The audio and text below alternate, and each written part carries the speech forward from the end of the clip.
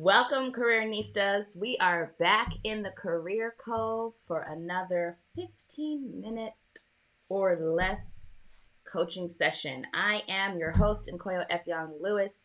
I help ambitious AF women design work that is aligned with their purpose, taps into their superpowers, and positions them for massive success in whatever they so define. So I'm super thrilled to be in here again with you, Cove members, Careernistas, women who are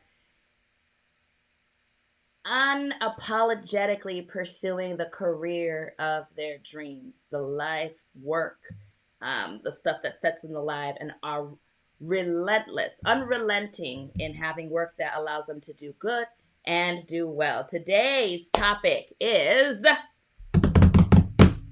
what to do when you don't know what to do.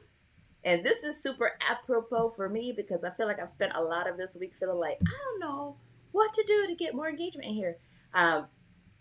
But I was reminded of the fact that I actually was asked by the American Bar Association to write an article or share some feedback about, what to do when you don't know what to do.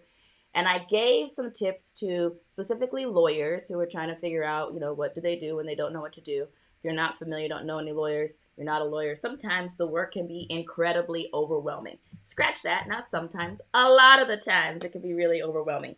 And as someone who has practiced law in a lot of different spaces, from big law all the way down to running my own firm, I know that you can start to sort of be like, I don't know, like there's just things coming at you from everywhere. As a former teacher, fourth grade teacher, shout out to Hamilton Holmes Elementary School in Atlanta, Georgia. I also know that it can be really overwhelming trying to manage the needs of all the students in your classroom, the demands of the school, principals, school leadership, parents, etc. So in those spaces, it could be really overwhelming too. And I used to work in the nonprofit space as a program director and trying to get outcomes through other people and working with like limited budgets and resources. It was overwhelming sometimes to figure out how do I move forward with this work while also trying to figure out how I manage my life and the things that interest me. And so I thought I would share some of these tips that I discovered for myself and I try to employ whenever I'm feeling like I don't know what to do. I'm really overwhelmed. I'm really stressed out, or I'm really discouraged because I have this vision of what life should be like, where I want to be, what my work should feel like. And the reality is that I'm not there. And the space between my reality and that vision seems insurmountable almost, right?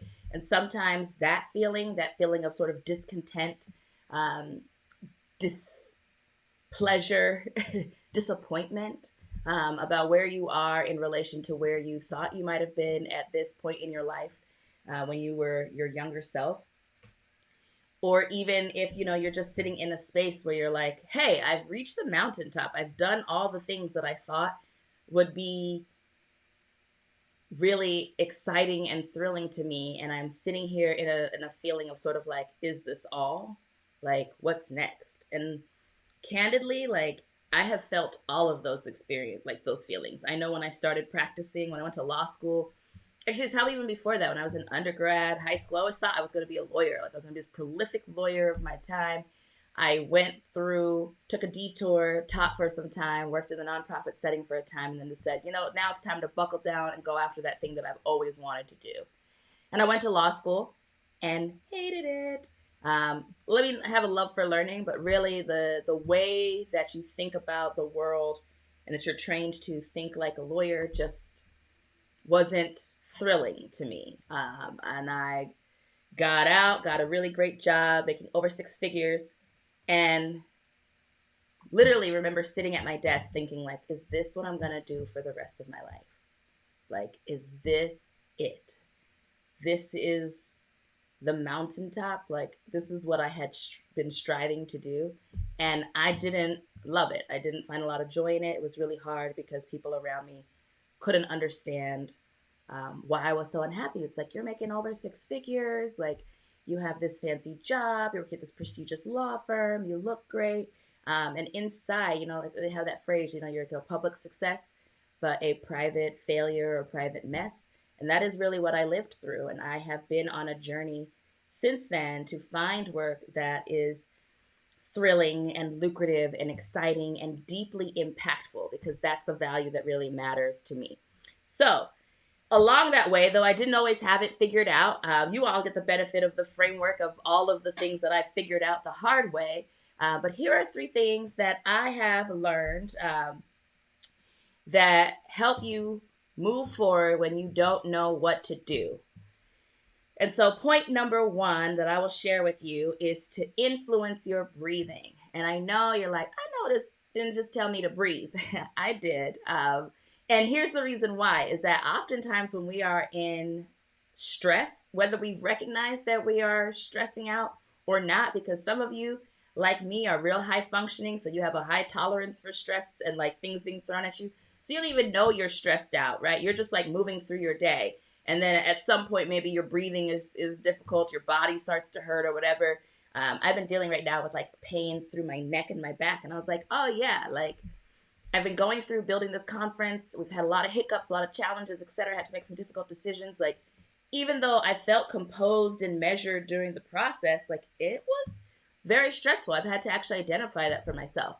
But the thing that happens to us when we are stressed is that our breathing changes. That's like a natural occurring effect. Like, we don't control that. If you watch babies, like when babies are calm, they have like the deep breathing. It's fine. Sometimes they look like they're not breathing. It's terrifying. Any new moms, young moms out there, you can identify and relate. But when they are stressed, like the breathing becomes really shallow. For example, people who have like asthma, when you see them like having an asthma attack, again, breathing is really shallow. They're not able to get a deep breath. And so oftentimes when we are in a state of stress or panic or overwhelm, we have ignited our fight, flight, or freeze response. And so in order to sort of bring ourselves back to a place of composure, we have to influence our breathing. We have to really think about in and out, slow, like, am I taking deep breaths? What am I doing? And the reason why I found, and that's not scientific for me, this is my experience, is that when I start that like breathing, like all of a sudden everything sort of gets amplified and it gets stressed out and like everything is reverberating at a deeper, faster, more intense pace. But when you can center yourself, when you can slow your breathing and regain your composure, you can start to get more oxygen to the brain, which can allow you also to start making some better decisions. So the first thing to do when you don't know what to do is focus on influencing your breathing. Like, stop. Like, you're not going to power through a hard lesson I have to keep learning for myself. I had a couple of nights this week where I was like, I have so much to do. I don't know. It's stressed out. And finally just realized I'm going to give myself the gift of rest, because I'm not going to make a good decision while I'm in this state. So if you can't take a nap, which is my number one tip when you don't know what to do, is just like sleep for a minute, because you will come back refreshed and thinking better. The other thing would be to influence your breathing and really try to control your in and out so that you're not amplifying the situation because you're now responding in a state of stress. The second tip that I would give you when you don't know what to do is to figure out what you do know. This is going to sound weird. It's like, what? Like I just said, I don't know what to do. What do you mean go figure out what I do know? Success breeds success. If you take nothing away from this today, take that. Success breeds success. There's a reason why if you ever get into, some of our coaching programs, if you are join a mastermind, etc., they'll often talk to you about share a win, right? And it's so annoying. It's like, I don't want to share a win. I'm struggling. That's why I came here. I'm paying you my money to help me solve these problems.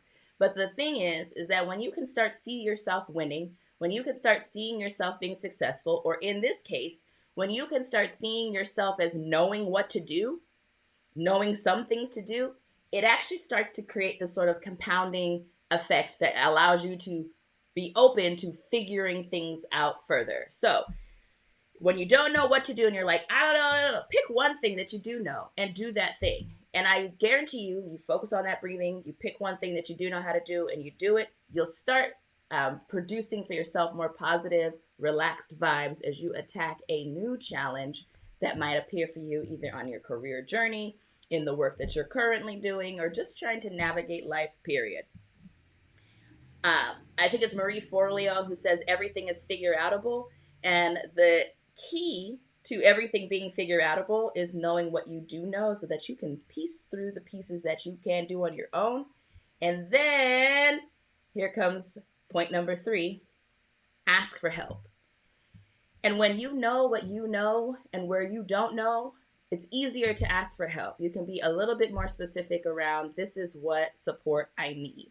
And oftentimes, our friends, family, all well meaning people, they'll be like, yeah, let me know if you need help. But if you have ever gone to them and been like, I need help, they're going to be like, okay, like, what do you need help with? Right. And sometimes that's infuriating because you're like, listen, if I knew what I needed help with, I wouldn't be over here. But sometimes if you can at least piece out, like, what are the things that you do know, you can start to say, hey, so I know this is the problem. I know this, but I don't know where to go from here. And that can help you to move forward. I think in the space of like when you're trying to figure out in your career how you want to advance, what you want to do, how you want to pivot into something that is more aligned, more profitable, more beneficial to you,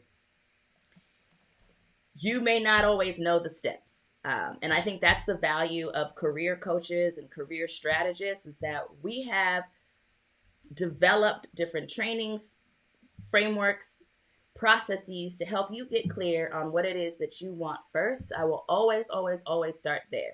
Can we build out a beautiful LinkedIn platform, cover letter, resume?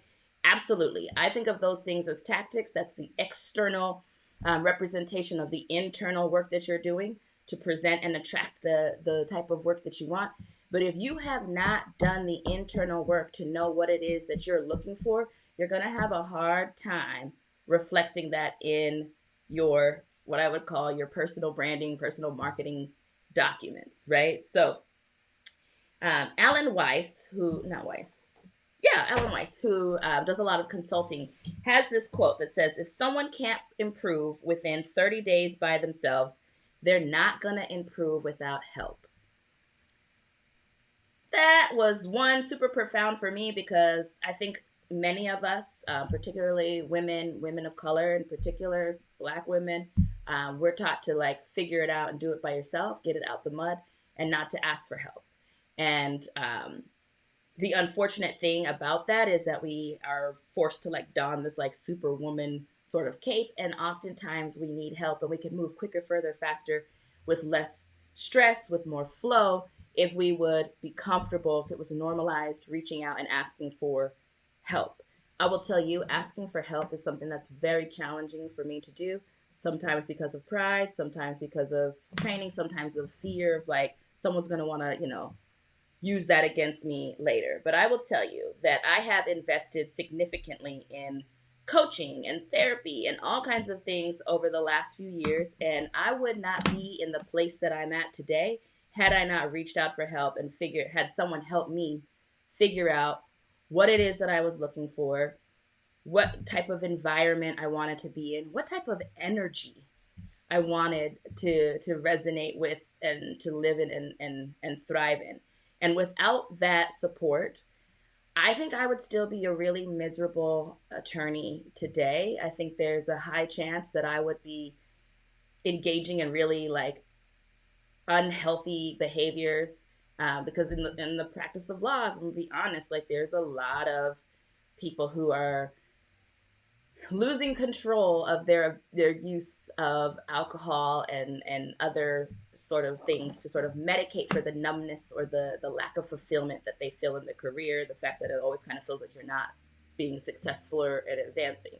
And I made a decision for myself very early on that I did not want to ever be in a position where I didn't have control of myself. And that could be, in terms of people pleasing, which I think is rampant in some of these high profile, high impact jobs. Like you kind of always feel like you're never good enough. And so you're always trying to prove your worth in a way that's like super unhealthy, but also really profitable for the bottom line for some of your employers. And so I knew that I didn't want someone else having the narrative on me and telling me who I was to me, and actually being in a place where I believe that. I also knew that I didn't want to fall into the excessive drinking culture that I saw at the places that I worked.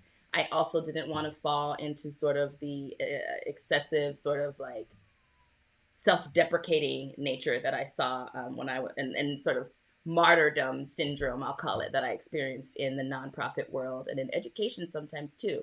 And so reaching out and getting help from people who were experts in the things that they were doing, who were steps ahead of me, who could at least say, hey, this is how I got from where you are stuck in the dark to this level of clarity, was profound. And so I would encourage you that if you're watching this and you're feeling like, man, I don't know what to do, I hate my job, I'm quiet quitting, I wish I could actually quit, I'm finding myself sort of in a negative fog and feeling kind of hopeless, or that it's almost impossible to have this career that people say is possible out there, to like love what you do, get paid a whole lot, and also have time to do like other things, then I would encourage you to schedule your complimentary break free call. There are no strings attached, right? Like it's literally 15-20 minutes. We can talk about it, help you get the first step to move forward. If you decide from there, hey, this step was helpful and I want more steps, we can talk about that at a separate time. But it is truly just my desire to help you get from stuck in a fog, I don't know what to do, I'm not happy, I want to do something else, to I at least have an idea of what those options are for me and how I can take access to certain resources here or elsewhere to move myself forward. Like I've been sharing, if you don't follow me on to the TikTok or any of the other social media platforms, like I'm on a mission to revolutionize the world of work.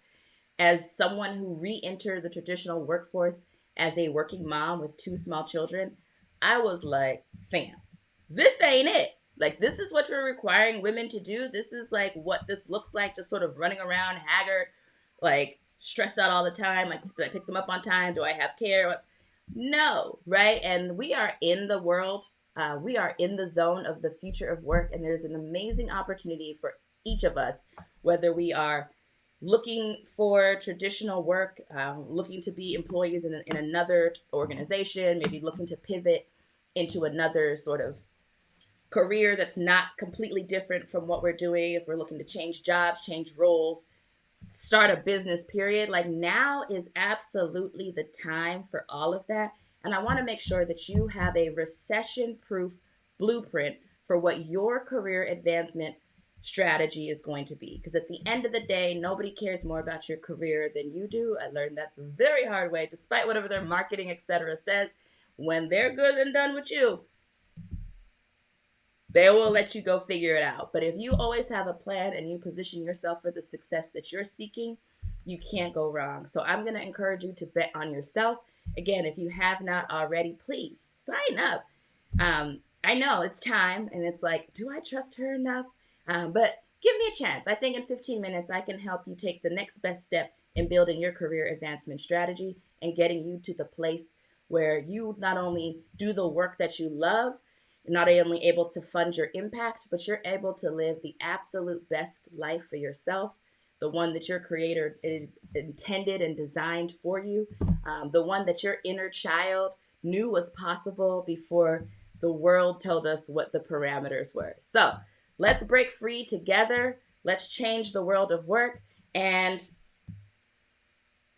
let's do it in community. So if you liked this video was helpful, please like, share, comment. If you know somebody who you think should be in the career cove, getting this good information, getting the support in the community to move themselves forward, have them join. You can always get people to follow me on Instagram, Facebook, the TikTok at Inqueo Speaks. And until next time, you all have a great, great day. And remember, you hold the power.